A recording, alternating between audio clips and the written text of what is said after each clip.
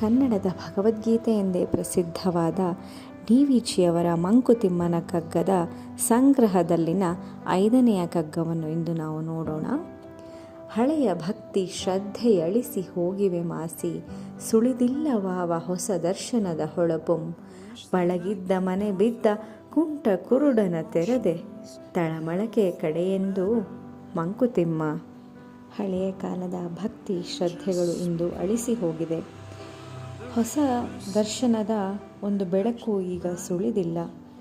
ಕುರುಡನೋ ಕುಂಟನೋ ಅವರಿಗೆ ಒಂದು ಮನೆ ಅಭ್ಯಾಸವಾಗಿದ್ದು ಆ ಮನೆಯು ಬಿದ್ದು ಹೋದರೆ ಅವರೆಷ್ಟು ಕಷ್ಟಪಡಬೇಕಾಗುವುದು. ಅಂತಹ ತಳಮಳದಲ್ಲಿ ಇಂದು ನಾವೆಲ್ಲ ಇದ್ದೇವೆ ಎಂಬುದನ್ನು ಡಿ.ವಿ.ಜಿಯವರು ಈ ಕಗ್ಗದಲ್ಲಿ ಹೇಳುತ್ತಾ ಇದ್ದಾರೆ.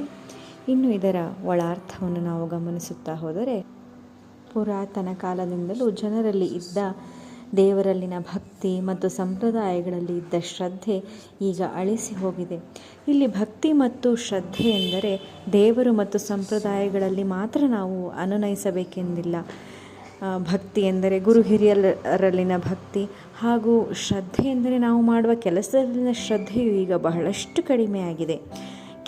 ಕೆಲಸವೆಂದರೆ ಕೇವಲ ದುಡಿಮೆಯ ಒಂದು ಮಾರ್ಗವಾಗಿದೆಯೇ ಹೊರತು ಆ ಕೆಲಸದಲ್ಲಿನ ಶ್ರದ್ಧೆ ಇಂದು ಜನರಲ್ಲಿ ಇಲ್ಲ.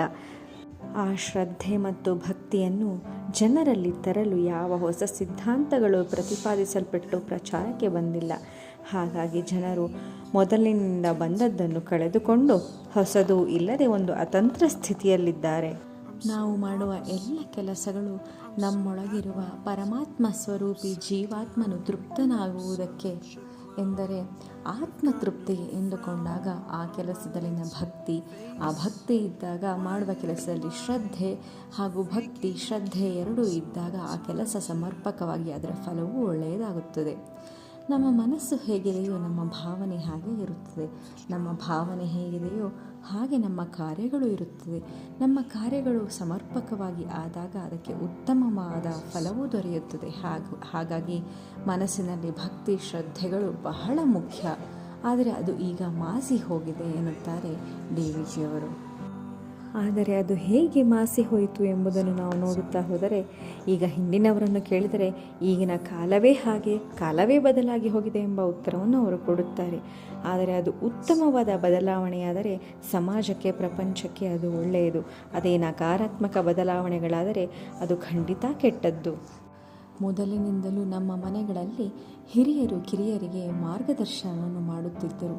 ಅವರ ಅನುಭವ ಮತ್ತು ಕಿರಿಯರಿಗೆ ವರ್ಗಾಯಿಸುತ್ತಿದ್ದರು. ಆದರೆ ನಮ್ಮಲ್ಲಿ ಕಾಲಕ್ರಮೇಣವಾಗಿ